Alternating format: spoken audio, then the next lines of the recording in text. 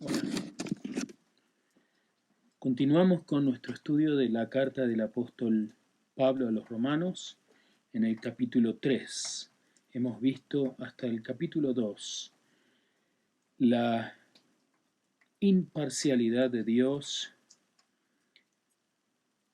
la ley y el pueblo judío, así como también los gentiles, una descripción del estado del corazón humano roto, incapaz de seguir la ley, y nuestra necesidad en este estado de ruptura espiritual de un Salvador, de Jesús. Recordemos que el apóstol Pablo está hablando a una iglesia que está dividiéndose entre judíos y gentiles. Judíos pensando que son mejores que los gentiles por el hecho de que son judíos, de que tienen la ley, y los gentiles pensando que son mejores que los judíos porque ellos han creído en Jesús sin necesidad de esa ley, y que los judíos no habían podido cumplir. Entonces, Pablo se dirige a la iglesia para hacerles saber que no hay diferencia en Jesús.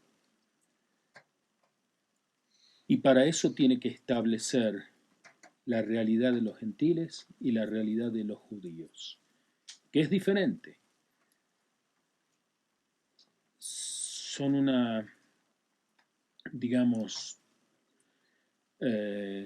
son diferentes pueblos, tienen diferentes culturas, pero es una fe en un Dios, en un Salvador, lo que nos trae juntos. Entonces en el capítulo 3 lo vamos a leer para ver qué es lo que Pablo dice en relación a esta diferencia que la iglesia de Roma tiene. Verso 1 dice: ¿cuál es entonces la ventaja del judío? ¿O cuál el beneficio de la circuncisión? Aquí vemos que continúa, él se está dirigiendo a los judíos, se dirige a ambos, pero en este momento está empezando a dirigirse a los judíos utilizando un estilo judío de enseñanza, con preguntas retóricas. Comienza con una, diciendo: ¿cuál es entonces la ventaja del judío? ¿O cuál el beneficio de la circuncisión? Grande, en todo sentido. En primer lugar, porque a ellos les ha sido confiados los oráculos de Dios. Esto es muy importante. Nosotros, como cristianos, debemos entender que nuestra fe es una fe judeo-cristiana, que se basa y se aprende en un libro escrito por judíos, que habla del Dios de los judíos, que está escrito en torno al Mesías judío, Jesús, un judío. Y fue a ellos a quienes les fueron confiadas las Escrituras.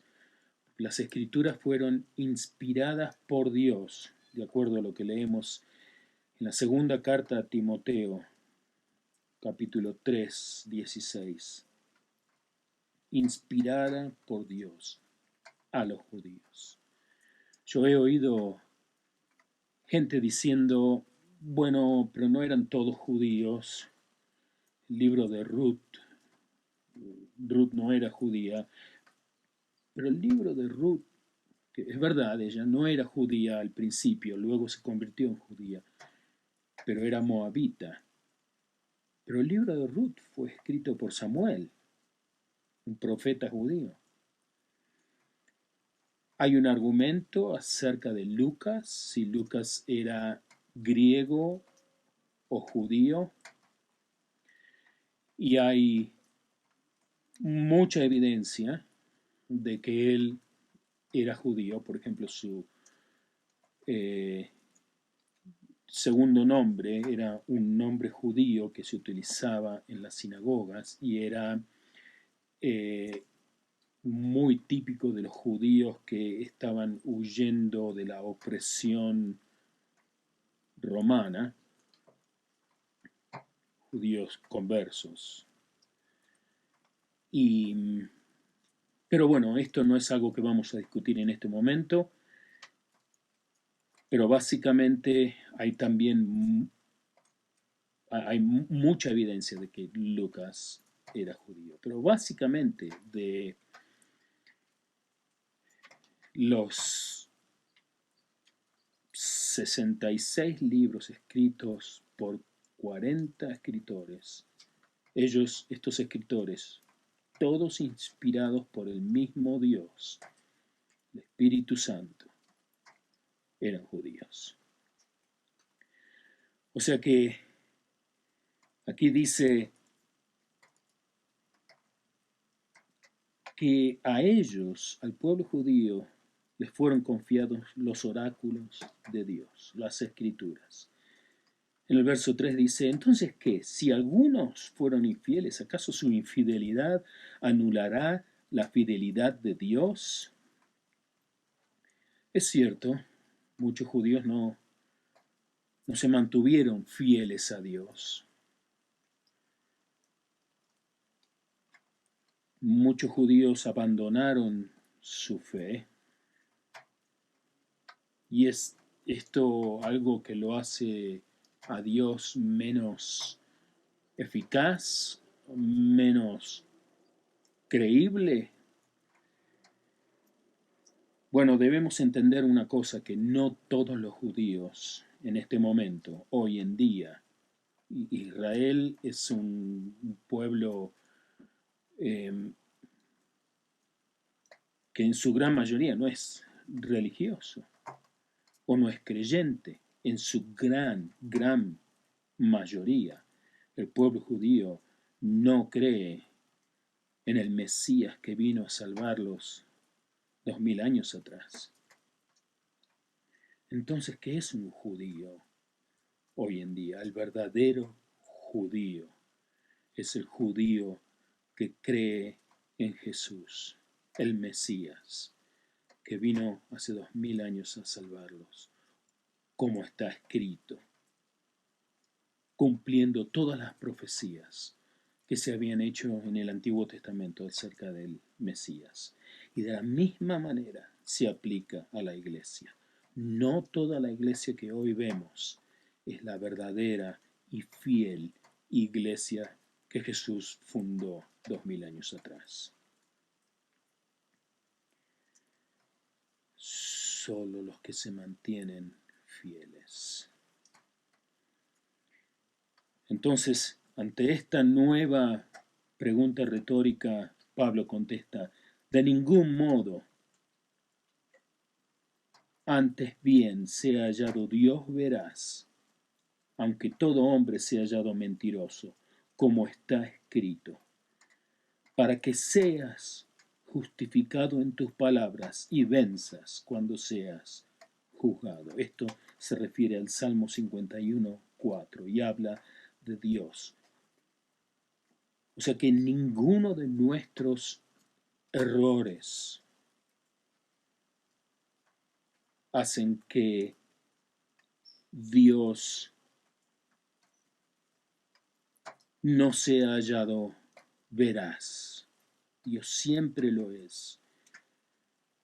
Su palabra es perfecta. su juicio es perfecto. Por eso dice, para que sea hallado justificado en su palabra y venza cuando sea juzgado. Hoy en día vivimos en un mundo que juzga a Dios, pero Dios siempre vence. Continúa en el verso 5, y si nuestra injusticia hace resaltar la justicia de Dios, ¿qué diremos? ¿Acaso es injusto el Dios que expresa su ira? Hablo en términos humanos. Pablo se está dirigiendo a los judíos, a los gentiles, en términos que se pueden entender. Pablo nos está haciendo otra de esas preguntas retóricas, expresando que si nuestra injusticia, nuestra ruptura espiritual hace resaltar la justicia de Dios, entonces ¿acaso es injusto que vemos a Dios expresando su ira? Vivimos en un mundo que le está dando la espalda a Dios, que siente que es capaz de poner a Dios en tela de juicio. La respuesta de Dios es gracia y compasión para aquellos que se mantienen fieles, que temen a Dios, un Dios que es santo, que es perfecto en su pureza, en su justicia. Entonces cuando Él expresa su ira y la estamos viendo en este mundo a través de injusticias que Él permite que sucedan, porque este mundo está siendo entregado a su propia visión de ser suficiente, de no necesitar a Dios. Entonces Dios dice, bueno, si quieren ser así, vivan su propia injusticia.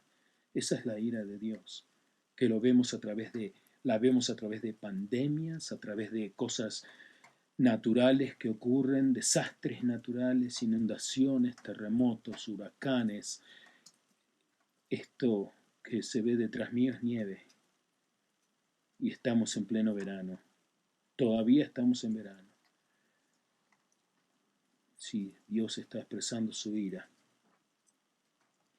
Y es una ira justa, que nosotros no tenemos ningún derecho de poner en cuestión, porque Dios es santo. Y continúa diciendo, después de esta pregunta retórica, ¿acaso es injusto el Dios que expresa su ira, hablando en términos humanos? De ningún modo, pues de otra manera, ¿cómo juzgaría Dios al mundo?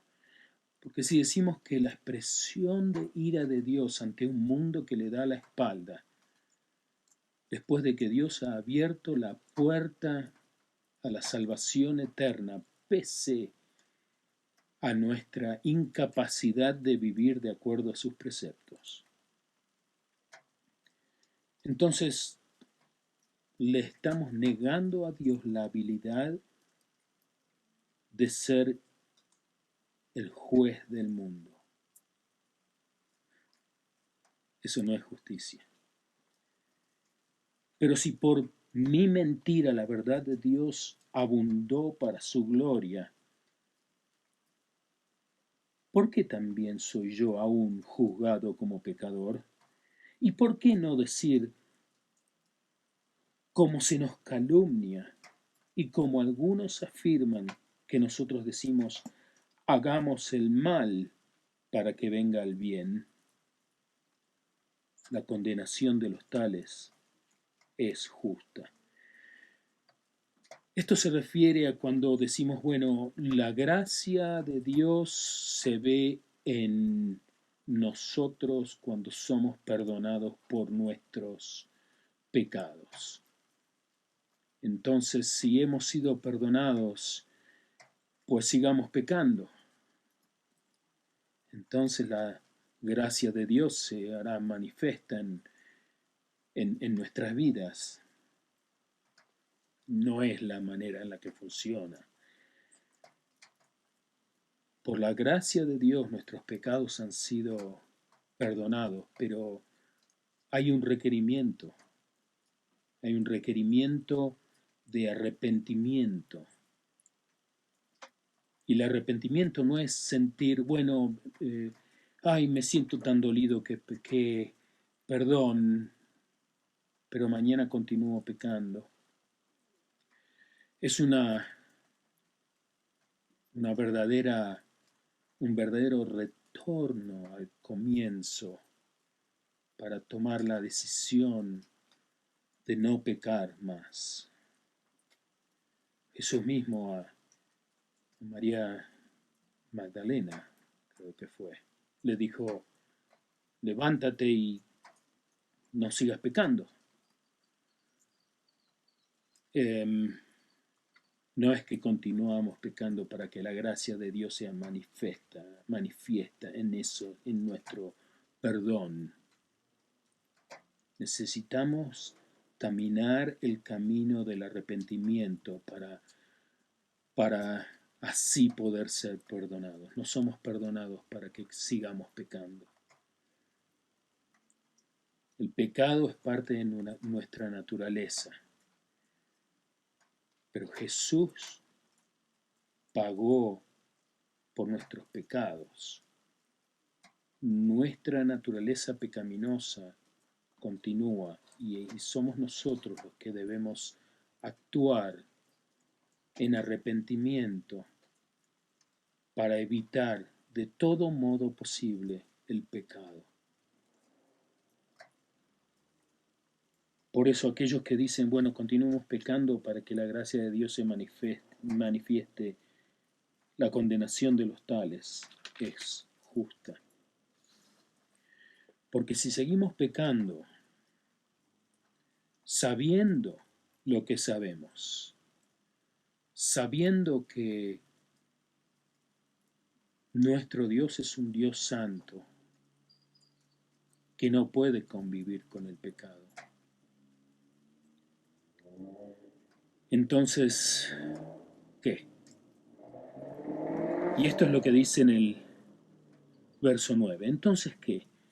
¿Somos nosotros mejores que ellos? Recordemos que les está hablando a judíos que piensan que son mejores que los gentiles y a gentiles que piensan que son mejores que los judíos.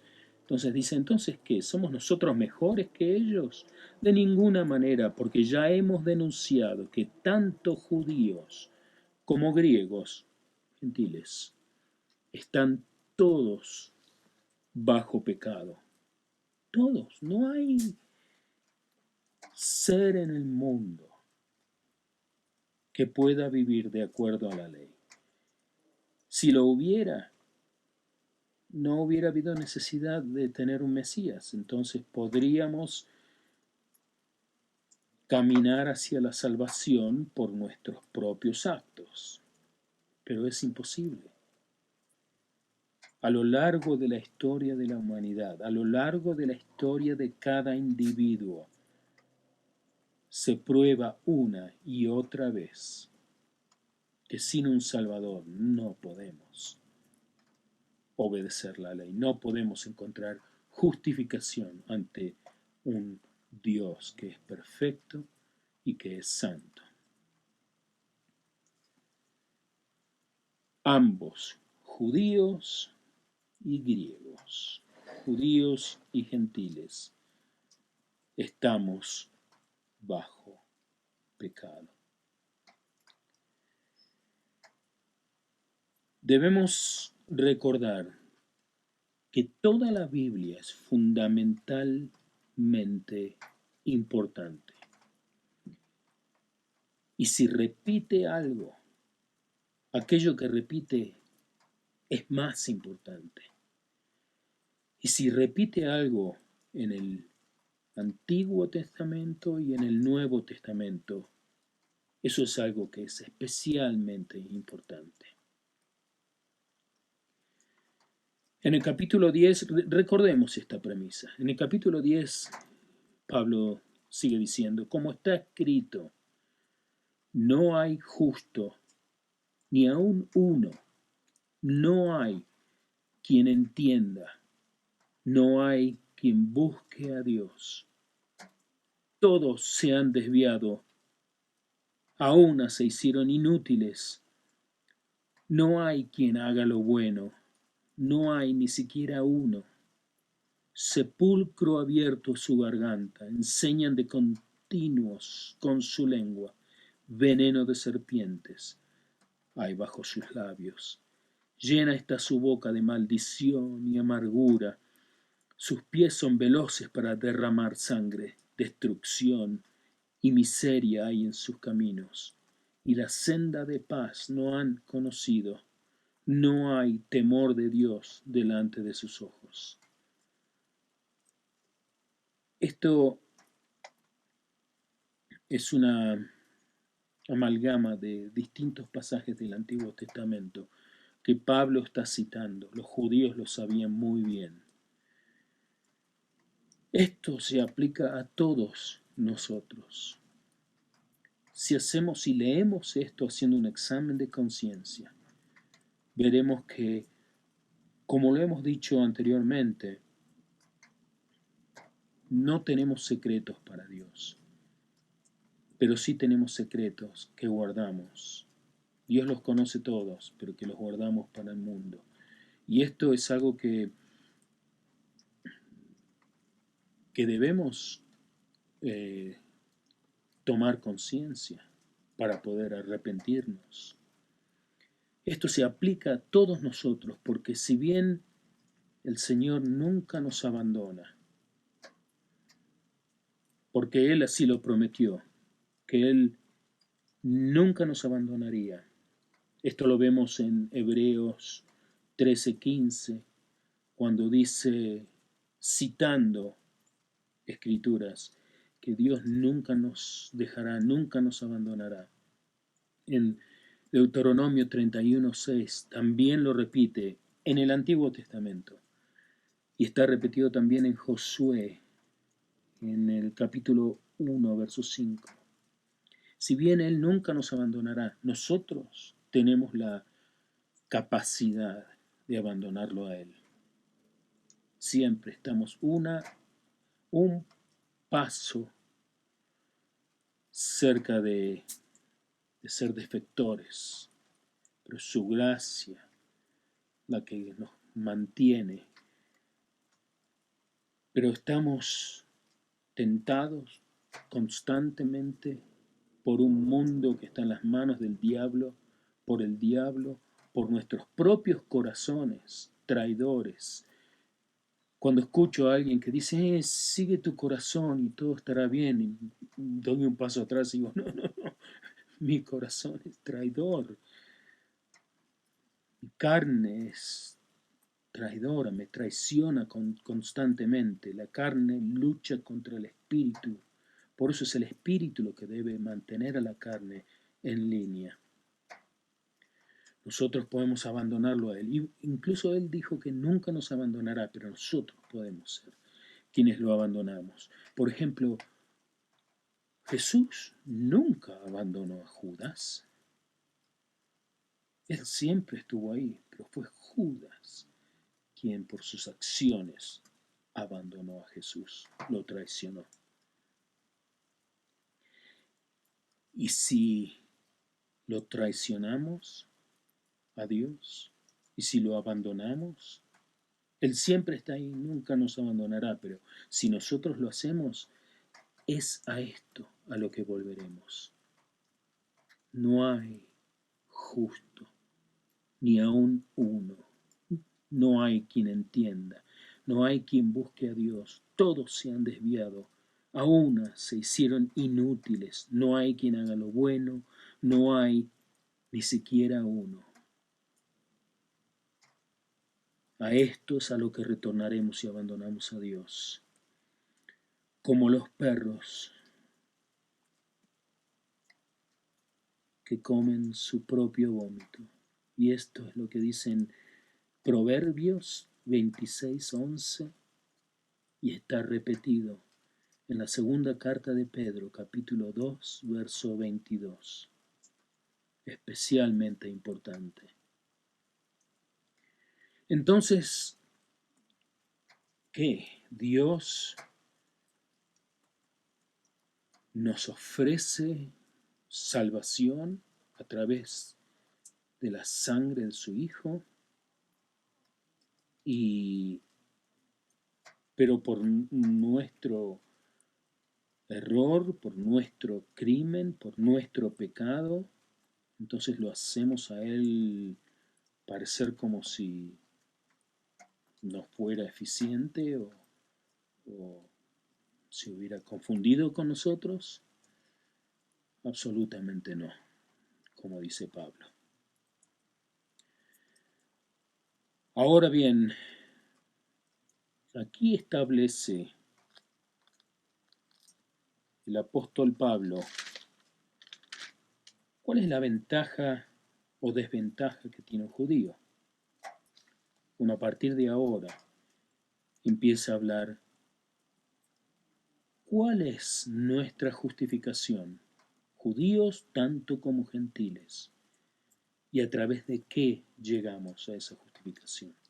En el verso 19 continúa diciendo, ahora bien, sabemos que cuanto dice la ley, lo dice a los que están bajo la ley, para que toda boca se calle y todo el mundo sea hecho responsable ante Dios. Nadie es capaz de obedecer completamente la ley.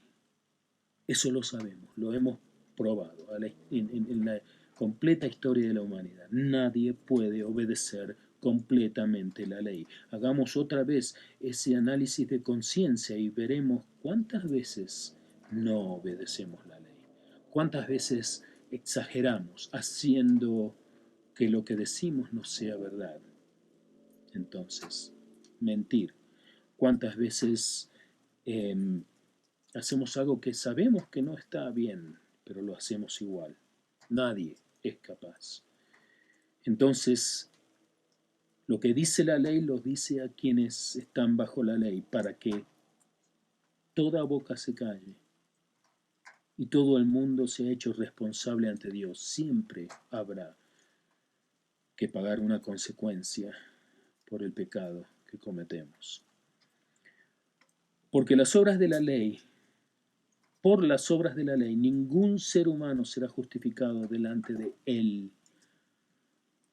Pues por medio de la ley viene el conocimiento del pecado. Cuando sabemos qué es lo que está bien y lo que está mal, ese fruto que hemos comido del conocimiento del bien y del mal, entonces conocemos qué es el pecado.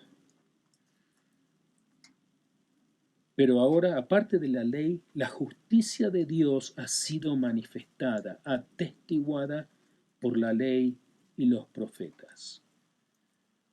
Es decir, la justicia de Dios por medio de la fe en Jesucristo para todos los que creen, porque no hay distinción, por cuanto todos pecaron, no hay uno mejor que el otro. Por cuanto todos pecaron y no alcanzan la gloria de Dios, siendo justificados gratuitamente por su gracia, por medio de la redención que es Cristo Jesús. Esta justificación habla de la justicia de Dios. O sea que la justicia de Dios ha sido manifestada, atestiguada por la ley y los profetas. Todo lo que dicen las Escrituras acerca de la ley, todo lo que ha sido profetizado, está manifiesta quién es Dios, porque no hay otra justicia que no provenga de Dios mismo. Él es la fuente de todo lo que es bueno, de todo lo que es justo, de toda justicia. Y esa justicia, por medio de la fe en Jesucristo para todos los que creen, porque es a través de esa fe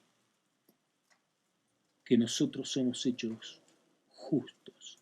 No es por nuestros actos no son justos, no son buenos, son pecaminosos, pero es a través de la fe en Jesucristo que hallamos perdón por nuestros pecados, porque no podemos por nuestros propios actos alcanzar la gloria de Dios. La gloria de Dios está muy, muy, muy por sobre lo que nosotros somos capaces, pero Jesucristo nos proporciona esa justicia. Por cuanto todos pecaron y no alcanzaron la gracia de Dios, siendo justificados gratuitamente, no hay nada que hemos hecho para merecerlo. Hemos sido justificados gratuitamente por su gracia, por medio de la redención que es en Cristo Jesús. Cuando la Biblia habla de Jesucristo o Cristo Jesús, Jesucristo es Jesús antes de ser resucitado. Cristo Jesús es Jesús en la gloria de su resurrección. Y a esto es a lo que se refiere. Cuando entramos en la fe en Jesús, en el Jesús que es nuestro Rey, que ha sido resucitado de entre los muertos, que murió por nuestras faltas y fue resucitado por el Padre, que venció a la muerte por su inocencia. Es entonces que entramos en esta justificación. Es entonces que por medio de esa fe Dios nos ve como justos, no nuestra justicia, pero es por la justicia de su Hijo, a quien Dios exhibió públicamente como propiciación por su sangre. Propiciación quiere decir como algo favorable ante sus ojos, por su sangre, sangre inocente, a través de nuestra fe y como demostración de su justicia, porque en su tolerancia Dios pasó por alto los pecados cometidos anteriormente. Los pecados cometidos anteriormente. O sea que a través de la muerte de Jesús, el único ser humano que fue capaz de vivir una vida sin pecado, perfecta, y que decidió tomar el lugar de los culpables, nosotros, y así absorber la ira de Dios para que nosotros incapaces no debiéramos absorberla. Es por eso que Él, inocente, en la perfecta justicia de Dios, era capaz de pagar el precio por nosotros, tomar nuestro lugar. Así Dios, cuando nos ve nuestra fe en ese acto que su propio Hijo cometió, acto de justicia, entonces Él ve la justicia de su Hijo en nosotros.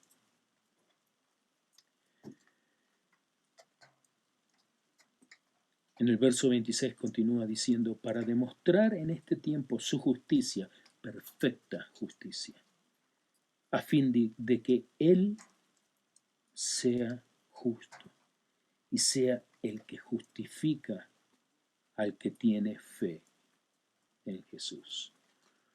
No hay nada que podamos hacer nosotros para lograr nuestra eterna salvación. Jesús lo hizo. El inocente que vivió una vida perfecta ante los ojos de Dios,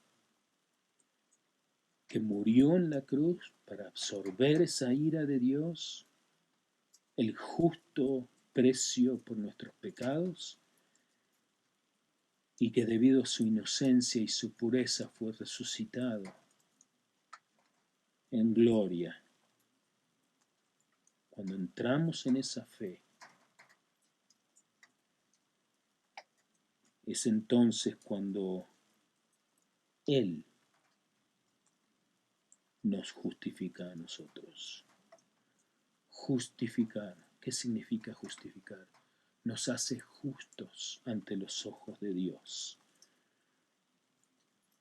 Nos justifica. Nosotros somos incapaces, estamos espiritualmente en bancarrota. Pero es su justicia la que se nos transfiere a nosotros a través de nuestra fe en su acto. En el verso 27 entonces dice: ¿dónde está pues la jactancia? Queda excluida. ¿Por cuál ley? La de las obras. No, sino por la ley de la fe. Entonces está hablando de una jactancia. Los judíos se jactaban de tener la ley, pero no podían cumplir la ley, eran incapaces. Solo una persona fue capaz de cumplir la ley, y ese fue Jesús. Solo Él es capaz, y aparte posee la cualidad de pureza para poder hacerlo. Nadie más. Entonces la jactancia de los judíos de que ellos tenían la ley y por eso eran justificados no existe.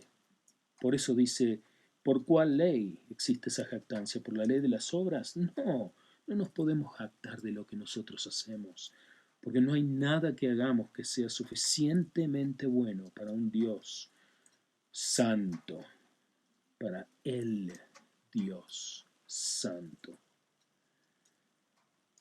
Pero sí a través de la ley de la fe. Es al tener fe en lo que hizo Jesús que Dios abre esa puerta de su gracia. Y continúa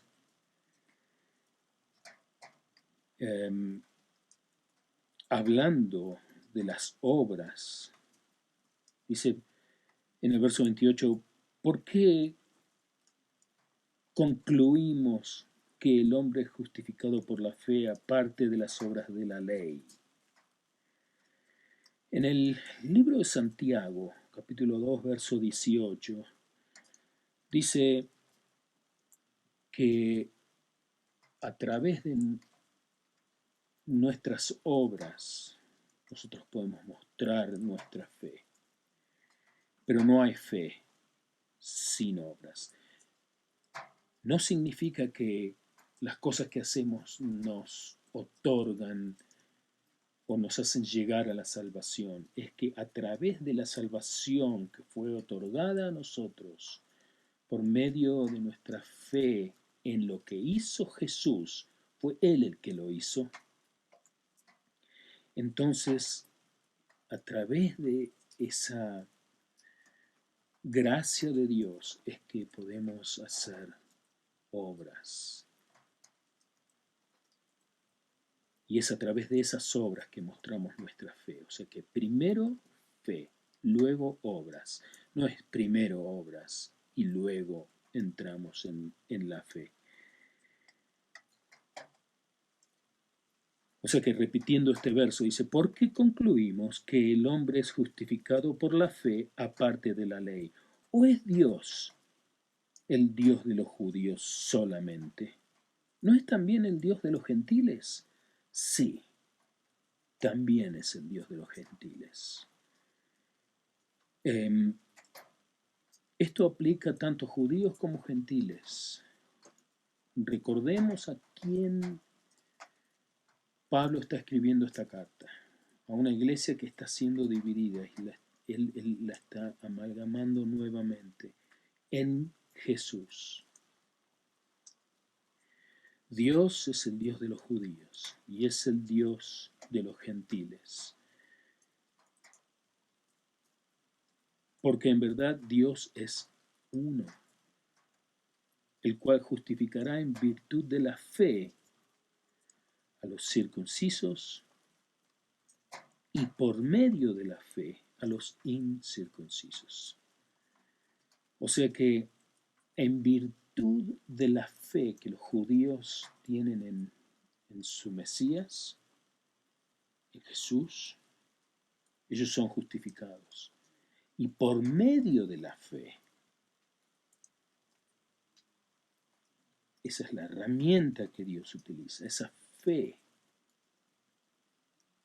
es que justifica a aquellos que son gentiles o que no son judíos, que no han tenido ese conocimiento de Dios y que no han tenido la ley por la cual ellos sabían que no podían cumplir. O sea que en virtud de la fe los circuncisos y por medio de la fe los incircuncisos. Y en el verso 31 finaliza diciendo, ¿anulamos entonces la ley por medio de la fe? O sea que es solamente fe lo que necesitamos. Y sigue diciendo, de ningún modo. Al contrario, confirmamos la ley. La ley que Jesús nos dijo, la nueva ley, dijo, toda la ley se resume en amen a Dios y amen a su prójimo. En eso se resumió toda la ley, pero los mandamientos que Dios nos dio miles de años atrás, la ley, es buena. No hay nada malo o cuestionable en la ley. Somos nosotros los que no podemos seguirla, obedecerla, los que no podemos vivir bajo esa ley. Por eso necesitamos de nuestro Salvador Jesús. Gracias a Dios por Jesús. Que Dios los bendiga.